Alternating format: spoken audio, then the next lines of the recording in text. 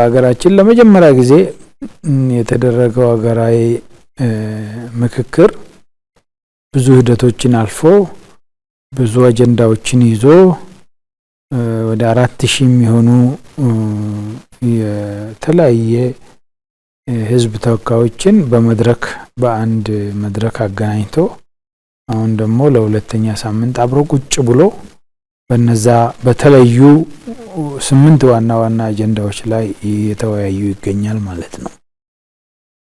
የመጨረሻው የሀገራዊ ምክክሩ ዓላማ ምንድነው?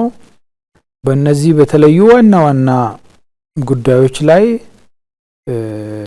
በተቻለ መጠን የተቀራረበ ግንዛቤ በመፍጠር የተቀራረበ አረዳድ በመፍጠር በዜጎች መካከል መተማመን እንዲኖር መተባበር እንዲኖር እነዚህን ያደሩ ጉዳዮችን አብሮ ቁጭ ብሎ የጋራ ግንዛቤ ፈጥሮ የጋራ መፍትሄ ለማስቀመጥ የሚደረግ ጥረት ነው። የመጨረሻ ዓላማው ያው የጋራ ሀገር የጋራ መገለጫ ያላት የጋራ ማንነት ያላት የጋራ ትርክት ያላት የጋራ ምልክቶች ያሏት ሁሉም ኢትዮጵያዊ እኩል አገሬ ብሎ የሚያያትን ነገር መፍጠር ነው።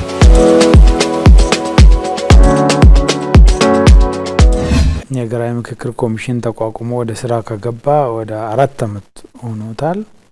በዚህ 4 አመት ውስጥ እንግዲህ በጣም ሰፊ ስራ ነው የሰሩት። ለዚህ ስራ የሚያስፈልጉ ጥናቶችን አድርጎ ከተለያየ ሀገር ልምድ ቀስሞ በየክልሉ ደግሞ ተዘዋውሮ አጀንዳ ለመሰብሰብ የሀገራችን ዋና የሆኑ ጉዳዮችን ለመለየት የሄዱበት ርቀት በጣም የሚያስመሰግንና እያንዳንዱ ኢትዮጵያዊ እነሱን ወክሎ ለሰሩት የሚያስፈልገውን እውቅና መስጠት ያለባቸው ሲያስፈልግም ድጋፍ መስጠት ያለባቸው ይመስለኛል።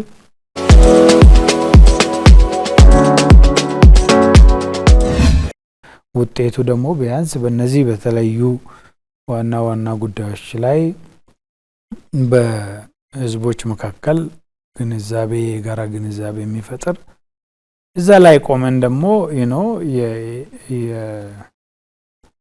መተማመን በህዝቦች መካከል በዜጎች መካከል መተማመን የሚፈጥር በዜጎች መካከል ብቻም ሳይሆን በዜጎችና በአገረ መንግስቱ መካከል የሚኖረውንም የማህበራዊ ውል የሚያድስ ሂደት ስለሚሆን እንደ ትልቅ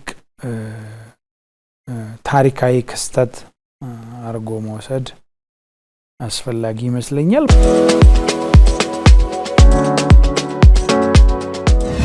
በእኔ እምነት ጠንካራ ሀገር የህዝቦች መተማመን የዜጎች መተማመን ያለበት ሀገር የተረጋጋ ሀገር ሰላም ያለው ሀገር በዜጎችና በአገረ መንግስት ተቋማት መካከል መተማመን ወይም ደግሞ ማህበራዊ ውሉ መጠናከር የሚችለው በዚህ መንገድ ብቻ ነው። ሌላ ምንም መንገድ የለም።